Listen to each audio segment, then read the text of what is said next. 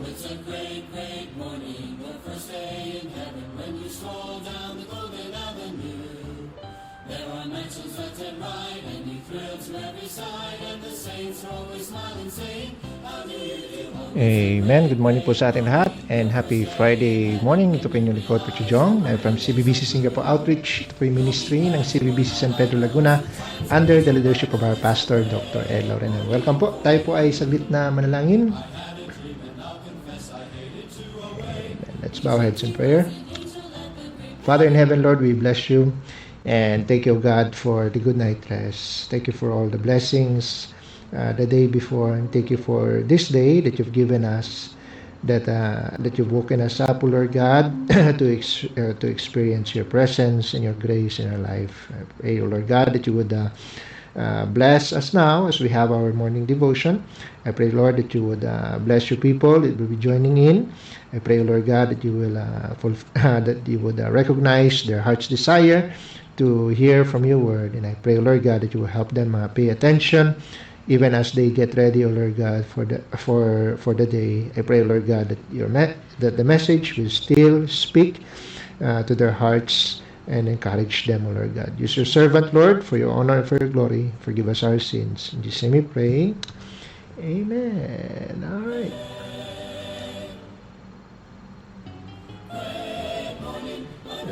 Okay, so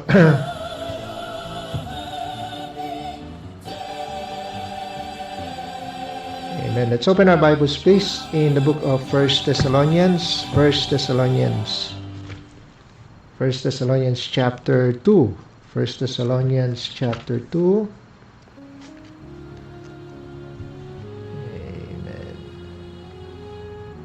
Good morning po kay Sister MJ and also kay Sister Dinah. Amen. 1 Thessalonians chapter 2 po tayo. Good morning kay Ate Cecil. Amen. All right, let's read verse 11 and verse 12. 1 Thessalonians chapter 2, verse 11 and 12. Sabi po dito, just follow with your eyes. As you know how we exhorted and comforted and charged every one of you as a father that his children, that you would walk worthy of God, who had called you into His kingdom and glory. No, sabi dyan sa verse 11, as you know how we exhorted and comforted and charged every one of you as a father or as a parent, no, that his children. So I like to speak about the subject this morning, encouraging a discouraged child. Encouraging a discouraged child. Alright, tayo po muna yung line. Father in heaven, Lord, we bless you this morning. Thank you for the passage that we have read. And thank you, Lord God, for giving us another time to study your word. I pray, Lord God, that you would bless your servant. And Lord, help us to gain wisdom and understanding as we expound and meditate upon your word. Give us victory this morning. Give us learning. Bless every parent, O Lord God, who will be listening as today as we'll be tackling about family, O Lord. And Lord, give us victory for your honor, for your glory. In Jesus' name we pray. Amen. Encouraging a discouraged child. Amen. So, a lot of parents, they struggle when their children opens up. I mean, kumbaga, maraming mga struggles ng ganun. Kasi many of those times are unexpected, di ba? Hindi mo ina-expect, no? Kasi nga bihira ang mga bata ngayon na mag-open up, di ba? Especially kapag teenagers. Teenagers na yung mga bata, and then when it finally happens, nangangarag yung nangangarag yung mga parents. Why? Because they are unprepared. Whereas sa outreach, madalas ko nang sabihin itong verse na ito. Let's go to James chapter 1. James chapter 1, ito lagi ang advice sa atin whenever we come up with difficult situations, lalo na in terms of communication, di ba? Kapag meron ng back and forth na involved, no? Ito yung dapat nating tandaan. This is the advice from the Word of God, James chapter 1 verse 19. Wherefore, my beloved brethren, let every man be swift to hear, slow to speak, slow to wrath, no? So every time, when difficult situations, with regards to communication happens, anong advice sa atin ng Bible is be swift to hear, slow to speak, slow to wrath. No? But, ang tanong, nagagawa ba natin in real life? Kasi madalas, ang ginagawa ng mga parents is the exact opposite. Kung ano sinasabi ng verse. Ang ginagawa, they rush to fix the problem. Di ba? They, or worse, ang ginagawa nila, for the child himself, totoo yung kanilang discouragement, totoo yung kanilang burden, pero, madalas ang parents nami-minimize, na kumbaga ina-underestimate o minimize yung kanilang pinagdadaanan. Diba? And instead to hear the whole story, pakinggan nila yung panig ng kanilang anak, they jump into lectures. Or worse, they compare. Kita mo yung si ganito, kita mo yung anak ni ganito, kita mo yung pinsan mo, kita mo yung kapatid mo. They compare. Or madalas they spiritualize kaagad-agad. Di ba? Kumbaga, huwag mong hayaan na yung jablo ay di ba? Whereas for them hindi yun ang nakikita nila at that moment. Di ba? At that moment, all they know is that merong nangyari sa kanila and that their discouragement for them is as real as it gets, di ba? So, madalas naman yung response ng mga magulang is well-meaning. Pero yun nga, because of that rush na reaction, because of iba ang dating sa mga bata. Iba ang dating sa mga teenagers, So para bang ang nare-realize nila is that mas maigi pang manhimik nilang kaysa mag-open up. Why? Because they often it leads to frustration on their part. At mas malala kung ikaw ay OFW, di ba? Kung nagtatrabaho ka abroad, mas iba na ngayon yung dynamic kasi we have to put distance into the equation. Di ba? Kapag yung encouragement mo, paano mo encourage yung bata mo na discourage, di ba? Sa mga voice calls, sa video chat, yung iba sa Messenger, or sa WhatsApp. Di ba? Kumbaga, even before that, guilt, dala-dala mo na yung guilt na kumbaga, mawala ka sa tabi nila. Di ba? Tapos yung mga children naman, nandun na yung sitwasyon nila na they grow up na wala ka sa tabi nila. So kapag nandiyan na yung time of discouragement, di ba? Ang madalas na reaction ng is kaba, di ba? Nagwo-worry ka, natatakot ka, nagpapanik ka kasi hindi mo alam, hindi mo nakikita kung ano yung buong sitwasyon. Di ba? So, ang madalas to be loving, na you just sum it up, nasa-summarize mo yung na just be strong. Pero how to be strong? They do not have they don't have an example. Di ba? They do not have how to be strong. What is a picture of being strong? Di ba? Madalas pinapamukha o sinusumbat yung mga sacrifice na ginagawa, na parabang na madalas na nagko-compute na tuloy na pasalamat or utang ng loob, di ba? And then yun nga, dahil sumbatan, nauwi sa sumbatan, and hindi na-realize na kumbaga yung time na yon It's a time of weakness. Yung anak mo is very vulnerable sa sa kahit na konting pitik lang or kibot lang ng kanilang na may marinig sila na something na mag-add sa kanilang discouragement. Di ba? And so the burden na kanilang kinikerry, all the while hindi sila ready. But then we come up with this verse, itong text natin. Sabi dito ni Paul sa verse sa text na binasa natin sa 1 Thessalonians, dito sa chapter 2 in verse 11, as you know how we exhorted and comforted and charged every one of you as a father doth his children. Amen? So makikita natin paano yung isang parent nagdi-deal sa kanilang mga anak. He exhorts, he comforts, he charges. Amen? These are not emotional reactions. Hindi ito yung mga ano nangyari? No. These are relational actions. Kasi nga meron you have that bond of relationship as parent and child. So pwede nating i-apply itong truth na ito. Kasi of course ang context ito pinakausap niya yung kanyang mga anak sa pananampalataya. Amen?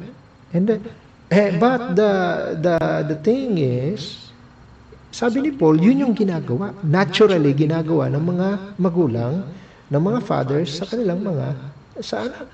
Amen? So, in a way, ito na yung expectation. Amen? Nagagawin ng mga fathers, instead of provoking them to anger, lest they be discouraged, di ba? Sabi sa Colossians, what do? They exhort, they comfort, they charge. Amen? So, this how we deal with, the Word of God is showing us how to deal with discouraged children.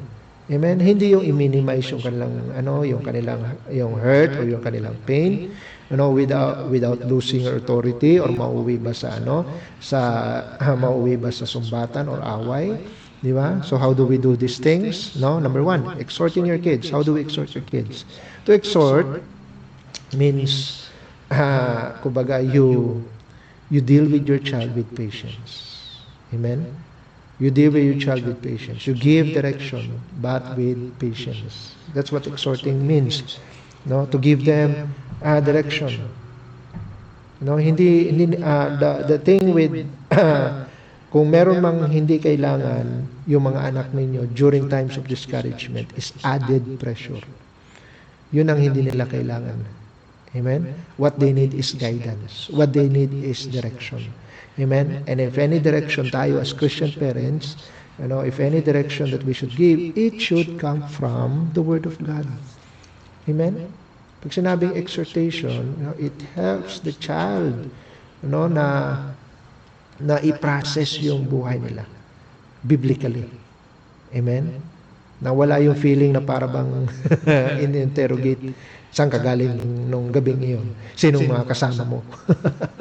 Di ba? Hindi kailangan ng ganun. Amen? And so, hindi kailangan na ikaw ay, whether you are present or whether you are, where you are speaking from a distance, ang goal niyan is to give directions para makita nila yung sitwasyon through the eyes of God. In the lens of God's Word. Na hindi nila, not through fear, amen? Not through guilt, or not to, hard expectations. Amen? So you exhort, meaning you guide them through God's Word. Amen? Kailangan you help to frame the situation through faith. Amen? I-frame niyo yung as parents, i-frame niyo yung struggles nila through faith. Kasi discouragement madalas dumadating yan because they're confused, hindi nila alam kung anong gagawin nila. Amen? Meron silang mga naisip pero hindi nila ma-process. Di ba? Kasi nga walang clarity, walang guidance, walang truth, walang structure yung kanilang mga nasa isipan, walang structure. And so, you help them.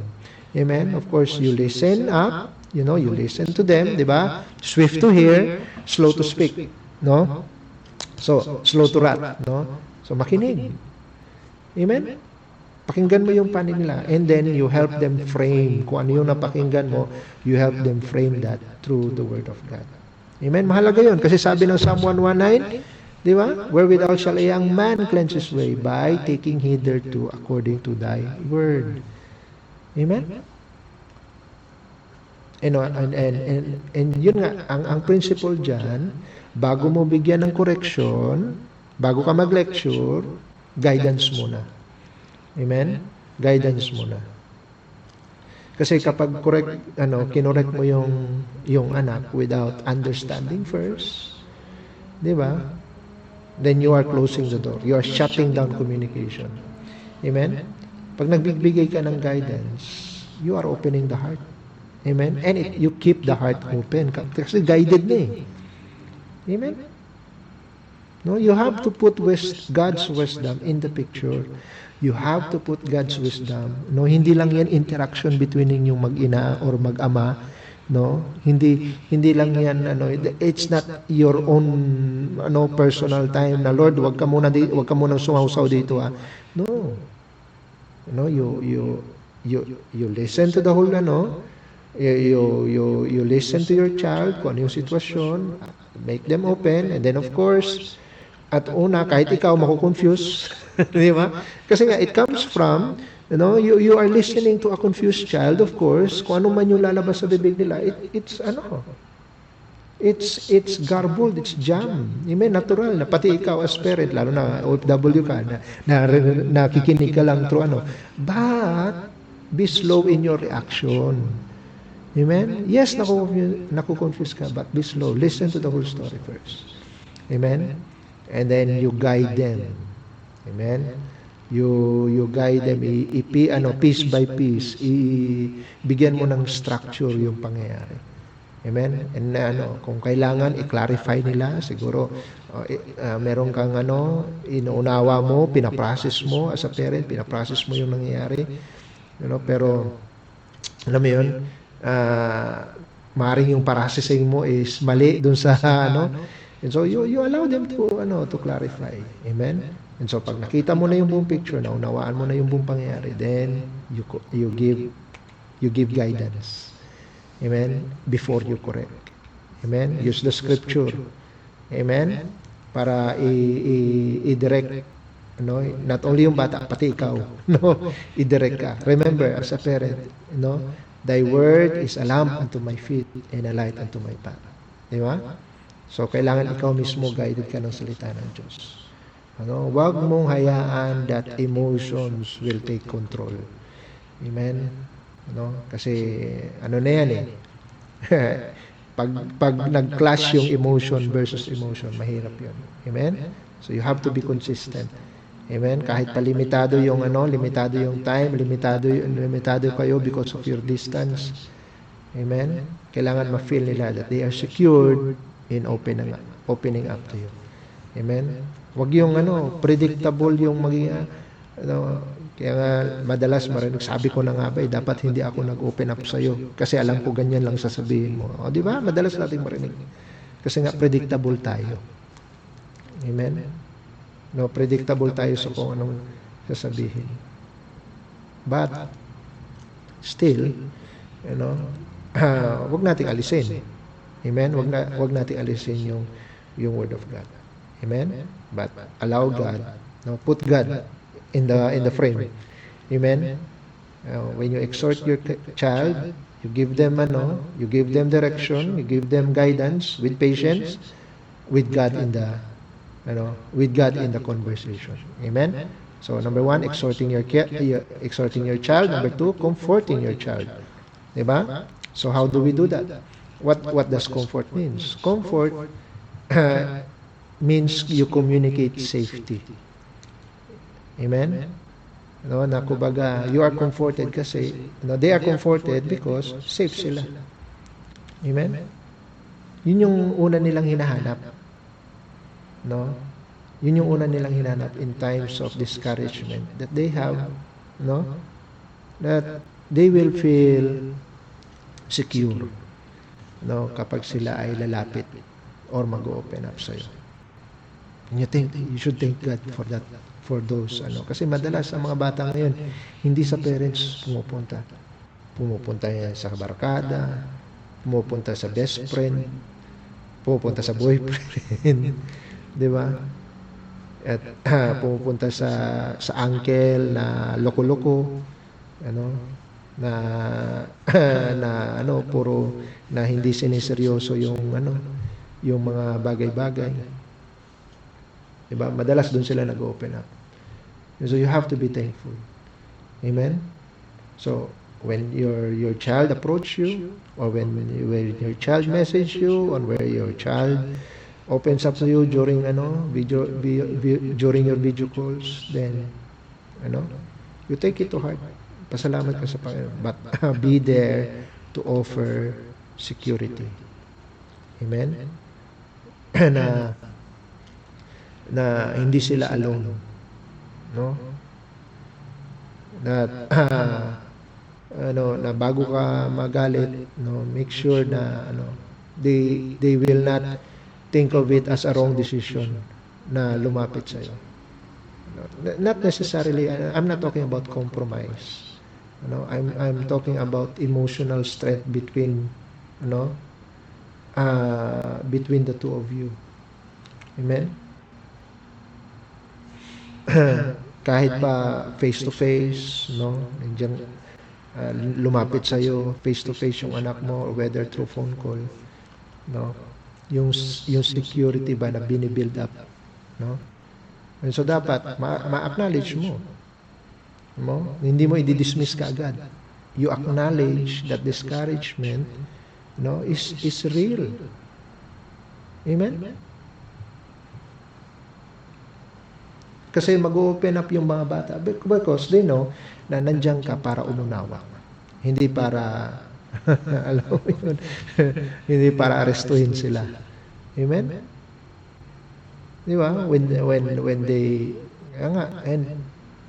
and sa you have to practice.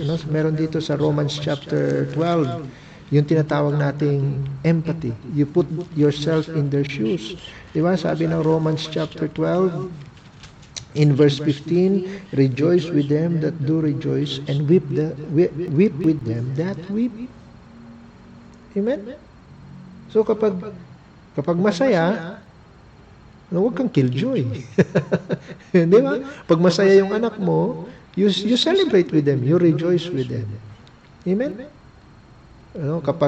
Kapag na meron siyang joke na narinig, at he finds it funny, then sinare sa'yo, tapos ikaw ikaw naman nakakatawa dun. So na-discourage tuloy, ikaw patuloy yung source of discouragement. But then when they weep, they open up yung mga heartaches, diba? Discouragement, whether siguro na napagalitan ng teacher, nabully sa school, diba? Or meron siyang kalokohan na gusto niyang aminin, diba? Meron siyang kasalanan na nagawa na gusto niyang i-open up, o naghahanap siya ng wisdom, naghahanap siya ngayon ng kakampi. And the worst thing that would happen is naghanap siya ng kakampi at hindi niya makita sa kanyang mga parents. Diba? And so, you have to respond with gentleness. Amen? Sabi ng 2 Timothy, look at 2 Timothy chapter 2. 2 Timothy in chapter 2. 2 Timothy in chapter 2 in verse 24. And the servant of the Lord must not strive, but be gentle unto all men, apt to teach, patient. The servant of the Lord. At this point, you are that servant. No? It's not kumbaga by application, you are that servant. Ikaw ngayon yung lingkod ng Diyos na, no? Na pinrovide ng Panginoon para sa anak mo para ma-encourage siya. Ano? And so, what do? You have to, a servant of the Lord must not strive. Amen? Hindi makikipag talastasan. Amen? Makikipagtalo. Amen? But be gentle. Be gentle to your child. You are up to teach. You are ready to teach. And you are patient. Amen? Huwag yung panic. Ha? Ano nangyari? Bakit ganon? Madalas ganon. Rush ka agad yung reaction. Yung emotions mo, boom, highest level ka agad. High blood ka na nga. And that's why you make your kids realize na in times like this, so after hearing the whole story, getting the whole picture, eto, madalas kapag ganyang mga discouragement, kaya nga sila discouraged kasi nga wala sa picture ang Panginoon. No? So nakalimutan nila yung aspeto ng Diyos. Yung presensya ng Panginoon sa buhay nila. Supposed to be, God is with them. 'Di ba? Pero huwag mong ipamukha. Amen. You just realize it in yourself. Na kaya sila dumating sa point of discouragement kasi nga hindi nila na-recognize, hindi nila na-acknowledge na ang Panginoon ay kasama. Kaya 'di ba? In all thy ways acknowledge, acknowledge Him and He shall direct your paths, 'di ba? But at that point, hindi nila na-acknowledge ang Panginoon. So wala sila ngayong direction. Pero hindi mo yan napapamukha. You just realize that. But you have to put into you have to instill into them yung sinasabi ni David sa Psalm 34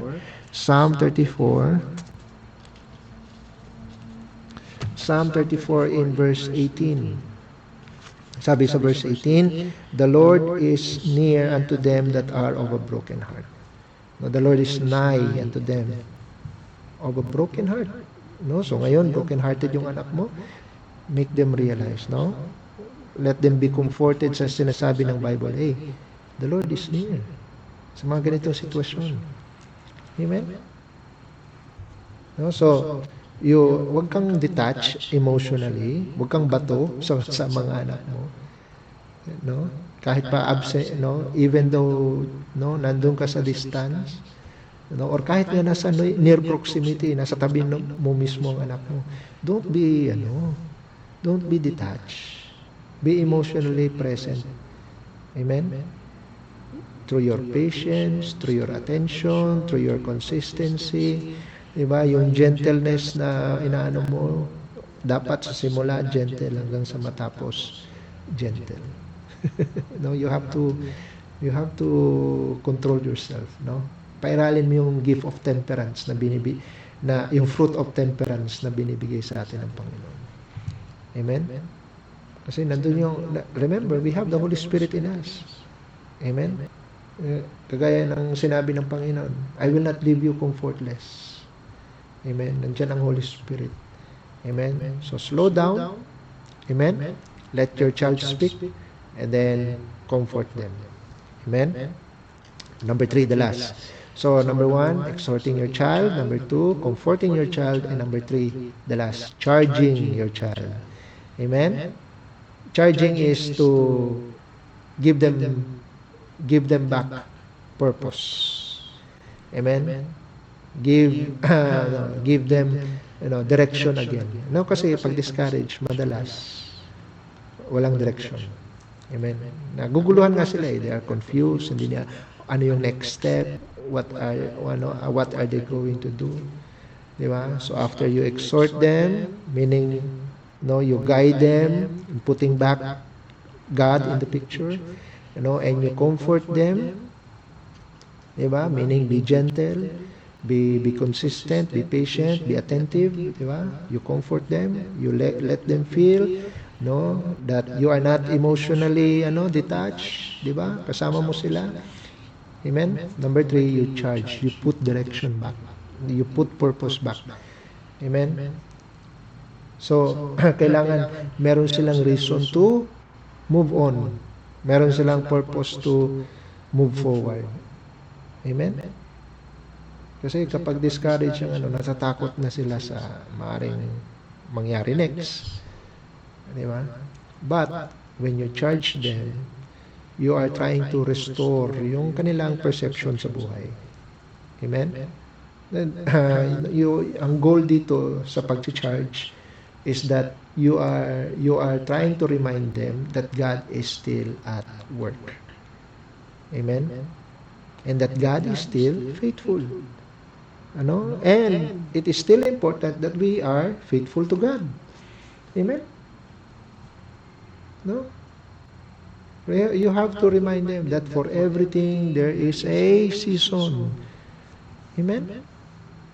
And that, di ba? We are His workmanship. All things work together for good, sabi ng Romans. Amen? Romans chapter 8. All things work together for good for them that love God. For them who are the called. According to His purpose, may purpose ang Panginoon. Amen? Sa kanilang buhay. No? Kaya in spite of the struggle, all things will work together for good. Amen? No, parents, no, you encourage obedience. Kahit pa hindi nila you encourage them to obey God. No? Kahit pa hindi nila nakikita yung point. The important thing is they trust the Lord with all their heart and to lean not into their own understanding. Amen? So, obedience is the very best way to show that you believe. Obedience is the very best way that you still trust God. Amen? Kahit paano nangyari sa buhay nila. Amen? So, you help them make the first step na sila'y maka-recover. Amen? Na magkaroon uli ng order yung buhay nila. Ano sabi ng kanta natin? The steps of a good man are ordered by the Lord. Amen? So maging kasi nga nakikita nila ang Panginoon with your help, with your guidance, nakikita nila uli ang Panginoon in their situation. You help them remember, God wants you to move forward. Amen? And the steps of a good man are ordered by the Lord. Amen? And God delighted in His way. Amen?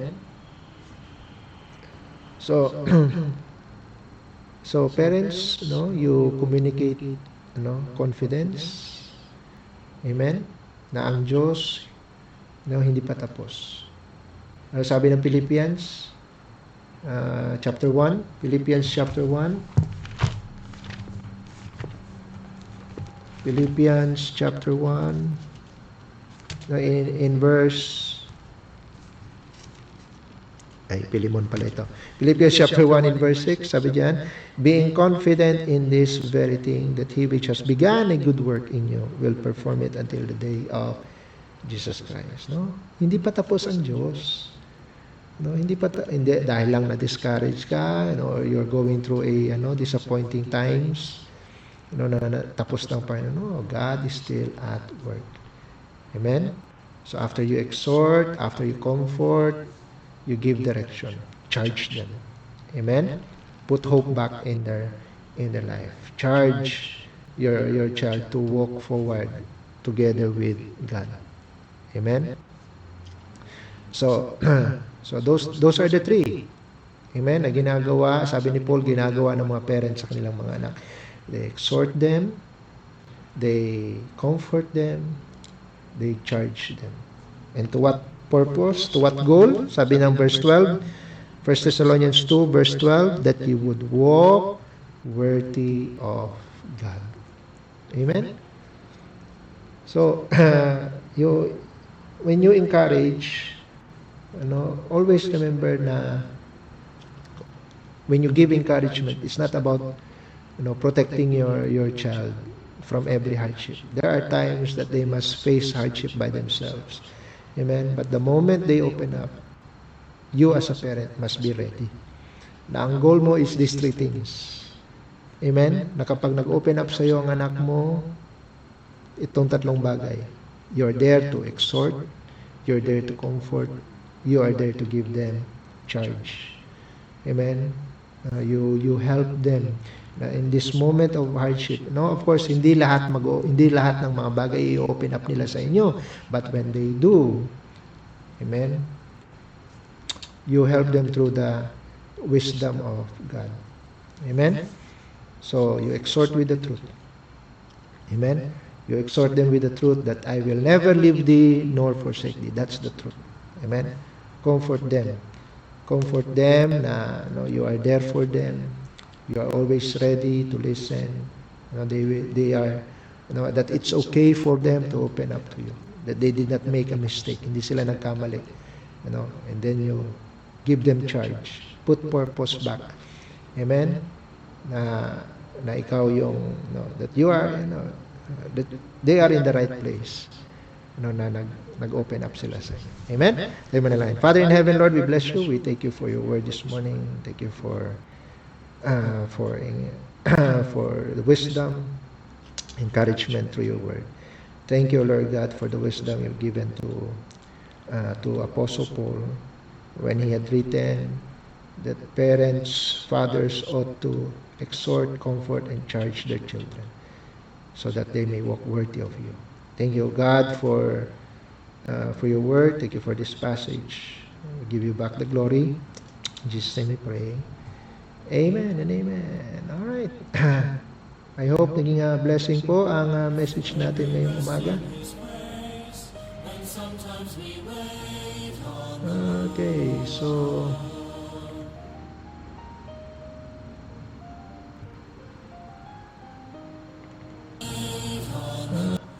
batiin natin ang ating mga kasama. We have Sir Judy Morales. Sir, good morning. Thank you for joining Sister AJ. Good morning sa iyo. Sister Jonalie, good morning. And then we have Ate Edith. Hello, Te. Good morning sa iyo. Sister Tere, good morning. Sister Laila, good morning. Sister Grace, good morning. Sister Sheng, amen. Good morning. And also kay Sister LB, good morning. Kay Ma'am Jovi, good morning. And also kay Ma'am Maylene Leonor, good morning po sa inyo. And also kay Nanay Eden Katigbak, hello Nay, good morning. Thank you for joining. Amen. Sir Leonard Disena, good morning po. Si Sir Miguel Livardo, hello sir, good morning. Thank you for joining. Sir Jason Aroy, good morning sa iyo. Sister Joffin, good morning. Amen. Kay Sister Emily, good morning. Kay Sir Rene Cadayona, sir, good morning. Thank you for joining. Sister Lorena is also with us. Good morning, Sister Cathy. Good morning sa iyo. Kay Ma'am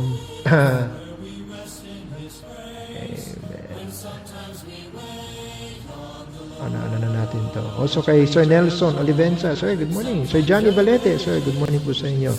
Kay Sir Brian Cabico, good morning. And kay Sir Javison, good morning po sa inyo. Alright, so dyan po nagtatapos ang ating morning devotion. Thank you po for listening, members. Let's pray for this coming weekend. Pray for our service tomorrow. Pray for our service on Sunday.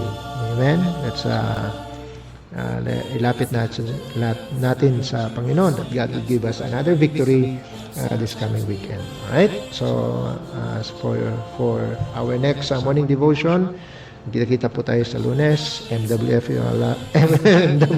lamang po itong ating programa. So, magkita-kita po tayo muli sa Lunes. Amen. Alright, let's close in prayer.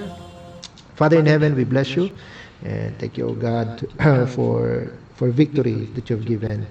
Thank you, Lord God, for the wisdom from your word. Thank you for the guidance. And Lord, now we pray for the rest of the day that that you would bless us, Lord, for that the day would be a blessing for us. Lord, let your presence Be with us from the time that we go to our work to the time, O Lord God, that we lay down for to rest. I pray, O Lord God, that you be with us and that your presence, O Lord God, be for our comfort, for our joy, for our courage, O Lord God. And I pray that you would bless your people in their work, bless them with their families, bless them, O Lord God, in their in every aspect of their life. And I pray, O Lord God, that you would help every parent who are struggling, O Lord God, with their children, that that you would give them wisdom and guidance, O Lord God. And I pray, Lord, for our for the outreach, that you would continue to bless our service, O Lord God, this coming weekend, tomorrow for our afternoon service, and for the whole day on Sunday, O Lord God. Bless our Sunday school, bless for the children and adults, bless the instrument players, bless the special number, bless the bless the soul winners and the disciples, Lord. And thank you, Lord God, for the ministry that you've given us through the outreach. Bless the visitors that would come. Bless the ushers that will welcome them. Bless, O Lord God, every ministry, O Lord God, that you have entrusted to us. And I pray, Lord God, that the outreach will continue to grow, will continue to be strong, will continue to be faithful. Thank you, Lord God, for this morning's devotion. And Lord, bless our pastor and the Church of San Pedro, the missions, the outreaches, oh Lord God, especially here in Singapore. Thank you for this live stream program. We give you back the glory. In Jesus' name we pray. Amen and amen. All right, thank you po for joining. God bless you all. We are dismissed.